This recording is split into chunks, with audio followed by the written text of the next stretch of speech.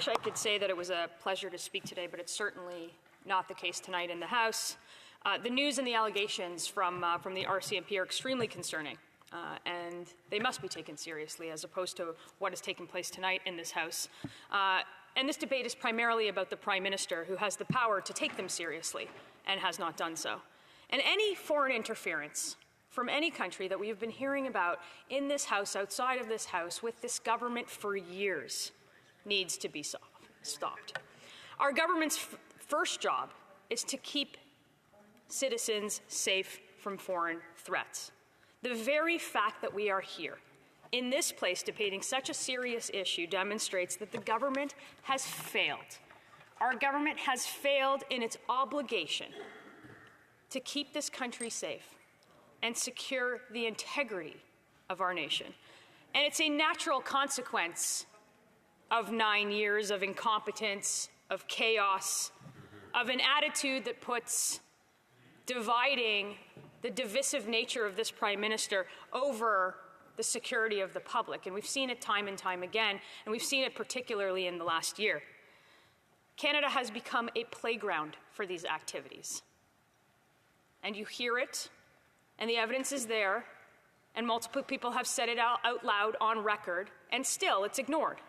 And while tonight's debate descends into unserious political distractions, Canadians need to know who knew what and when and why it took so long for the government to act.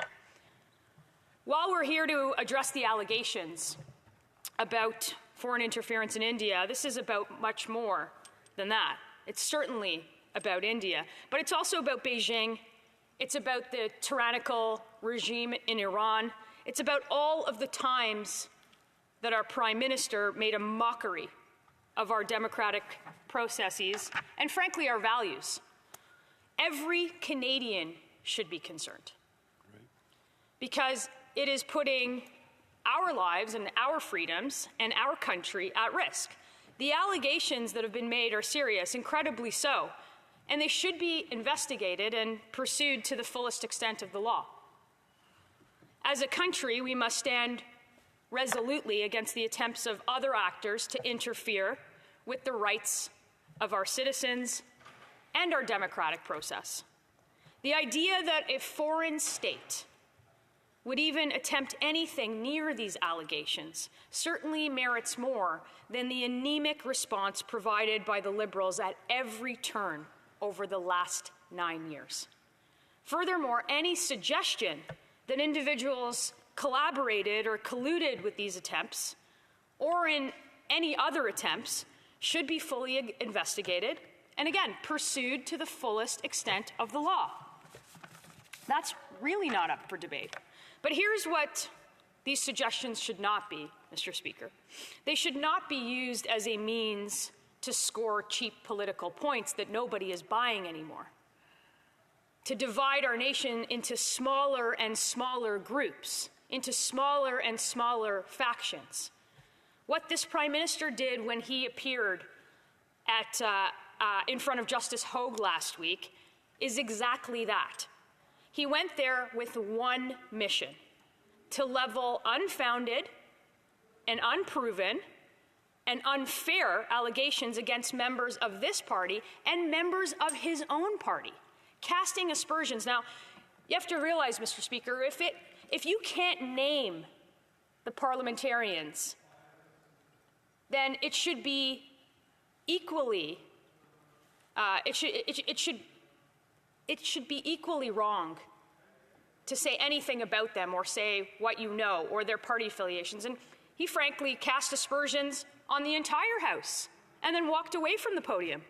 It's behavior like that that is unbecoming of a Prime Minister and that has made a mockery of this whole process. And if you look outside of this House and you listen to what people are saying, it has made a mockery of this entire issue. And that's unfortunate because it is a serious one.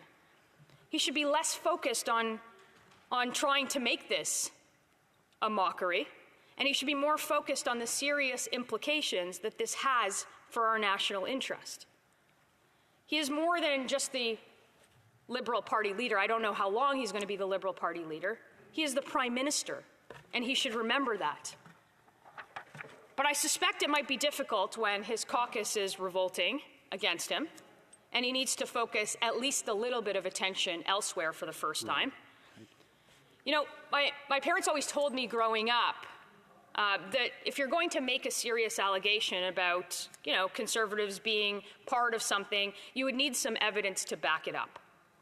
And that's what we're asking for. We're asking for him to release the names. If you have evidence about what the Prime Minister has said, has made claims about other MPs in this House, then he should release the names. And we all know that he can do that.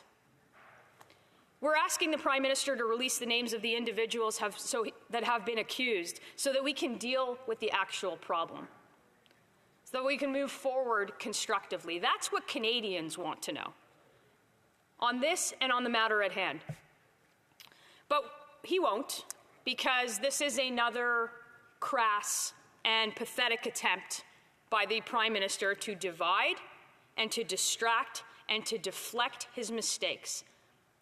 Maybe they're not mistakes. Maybe it is an intentional hiding of the facts that he has known for a very, very long time, rather than trying to fix the issue at hand or looking serious while doing it. He's trying to cover up the fact that his caucus is in open revolt of his leadership, and this is a convenient distraction. He's trying to cover up for the fact that he's destroyed our economy through higher taxes, higher inflation, higher government spending. He's trying to cover up for his own failures in protecting this country and safeguarding the rights of Canadians. And while this is behavior that is unbecoming, we really shouldn't be surprised from this Prime Minister. It's probably even benefited him electorally in his prospects. Otherwise, why hide anything at all? The opposition parties have acquiesced to his tactics of swearing them into secrecy so they can't do their jobs and they can't effectively prove their case. And that's been proven tonight over and over again, where any opposition leader who bothered to speak in this House to this motion couldn't hold the government to account. And if they really knew that there was something in the documents, then rather than sitting back, they would have asked the government what they have done about this, and it is exactly nothing. The Liberals have muzzled their opposition so they can continue to turn a blind eye at the obvious wrongdoing that has brought, and they've brought the cabal along with them to acquiesce to all of this. They used to be members of an actual opposition that could hold the government to account, and now they've been silenced. And you didn't have to look very far to see that they have been completely ineffective at prosecuting this government's failure on foreign interference. After all, it's this Prime Minister who turned a blind eye when foreign interference was coming from Beijing, when the communist dictatorship was spreading misinformation and even buying Liberal Party memberships to influence nomination races. To that I say, release the names. This is the Prime Minister who took 6 years to declare the IRGC a terrorist organization that we all know that they are. And they still use Canada as their safe haven to fundraise, to recruit, to intimidate our own citizens, and to possibly play a role in our electoral process. To that I say, release the names. And it is this Prime Minister who employed the Emergencies Act, trampling the rights and freedoms of Canadians for purely political opinions when they didn't agree with them. And to that, Canadians say, release the names. This is the Prime Minister's whose ministers mysteriously sat on a CSIS surveillance warrant on a Liberal power broker for 54 days. To that I say, release the names. And this is a Prime Minister who appointed Liberal insiders and personal friends to investigate the misdeeds of his own government. These are the things that happened under the Prime Minister's watch, and it's his weak leadership that is the reason why it is happening more and more. Our adversaries know that Canada is an easy target and that they can get away with almost anything here. The Prime Minister is actively in the process of proving them right at every single turn. We have a common sense ask of the Prime Minister. It is release the names. Canadians want to know. Release the names of the individuals who have collaborated with Beijing against Canada.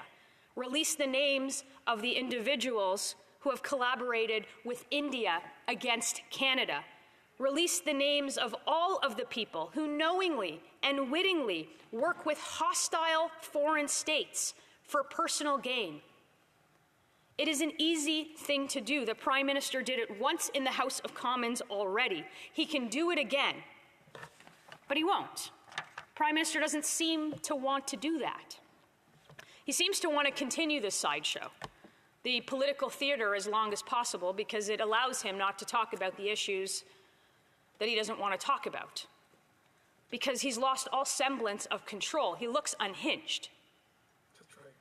Rather that he continues to insist on some nonsensical argument about secret briefings when he can walk over right here, 2 sword lengths apart, 10 steps at best. He's actually pretty tall, so it's probably less than 10 steps, and he can tell the leader of the opposition exactly what the problem is, and he won't do that.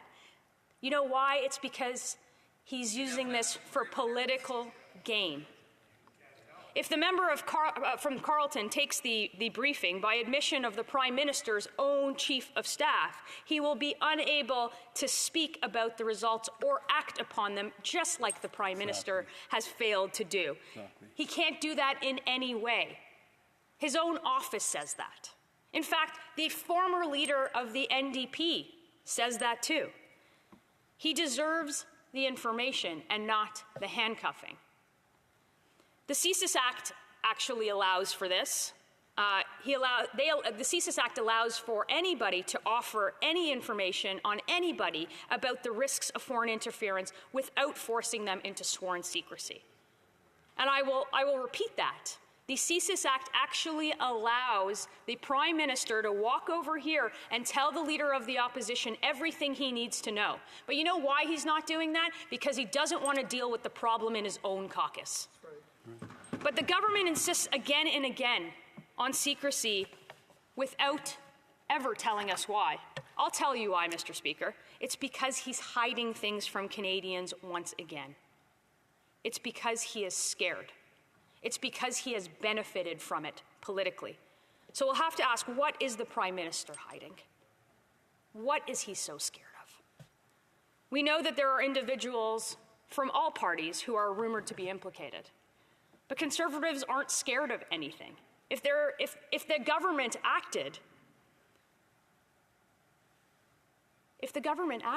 Canadians wouldn't be asking questions about why they're keeping secrets.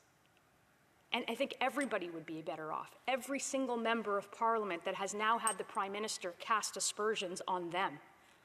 That's irresponsible behavior from a Prime Minister. The sooner the names are released, the sooner we can take action to ensure that our institutions and our political parties are free from interference. But otherwise, it's going to get way worse from a variety of actors, from a variety of places. Because like I said, they know that Canada is an easy place to do their dirty deeds. Tonight's debate is another example of how the Prime Minister has failed on foreign interference. The Prime Minister at the Hague Commission admitted that our intelligence agencies have been gathering information for years that India has been committing foreign interference on Canadian soil. Yet, it is clear that he did nothing to act on it, even after a real and present danger to Canadians was known, and an act was carried out. And people have lost lives. Even when provided with the opportunity to protect Canadians against extortion, one of the violent actions that the RCMP has accused Indian officials of engaging in, they voted against the bill. It was a bill by my co-deputy leader from Edmonton, Bill C-381, the Protection Against Extortion Act, and every single one of them voted against it. I mean, some didn't show up, but the rest voted against it. The United States managed to thwart an assassination attempt on American soil, and Canada was unable to do so. And when the issue of Chinese interference came up, the Prime Minister tried to claim that it didn't exist. and then that had been exposed as an outright falsehood. His government stalled for years on the creation of a foreign influence registry, and it was only ever introduced as a result of conservative pressure. That's right. His government also did everything it could to avoid a public inquiry into foreign interference. Exactly. Do you remember the special rapporteur, friends, ski, chalet? Conservatives' pressure made sure that this was a full and open public inquiry so that everybody can see. And it is clear that they've been ignoring the issue of interference. Just look at what's happening in our streets right now. Take a look at the international terrorist organizations parading their slogans throughout Canadian streets, the ones designated as non-for-profits not so long ago. Take a look at the increasing violence and crime driven by multinational gangs and cross-border smuggling. Just take a look at the country's reputation, lying in shambles on the floor of the international community. And it's only going to get worse. But the government continues to sit around and pretend like nothing's wrong. That's right. They passed Bill C-5 and Bill C-75, making it easier for violent criminals to get released back in the streets again and again, while only being punished with a slap on the wrist. They repealed mandatory minimums for crimes like extortion with a firearm. Shameful. They voted against Bill C-381, which would bring back this mandatory minimum punishment for extortion and implement even more tools for prosecutors and for police to go after ringleaders and multinational gangs. Extortion is 5 times higher than it was 10 years ago. But they are voting against the very things that they could be doing to stop all of this, while pretending to have a debate, to say the right things, to placate the Canadian public in leading them to believe that they have acted when they have not. Are they going to empower CSIS or the RCMP to be able to do their jobs rather than interfering in the work of those security agencies? Or are they going to do a better job at screening the individuals coming into our country? How about tracking down the 1 million people that they lost and they still can't find? We need a real decisive action to fix this problem. We need to enforce laws that we have on the books. We need to stand strong against interference, not cover up allegations and hide the evidence. We need Canadians to trust that everybody here is doing the right thing, and we need our rights and our integrity back. A common sense conservative government will put those criminals in jail where they belong. Hear, hear. We'll take action whenever and wherever we are notified, despite the Prime Minister's inability to walk across the floor and tell the Leader of the Opposition what the problem is. We will work with the RCMP and CSIS and not against them. And we will uphold the integrity of this country by running a government for all Canadians. And it starts with releasing the names. For the good of our political system, for our values, for our country, for the good of accountability to the people. Release the names, I say to the Prime Minister. Anything short of that tells everyone what they already know. They are hiding from accountability, and Canadians simply deserve better, Mr. Speaker.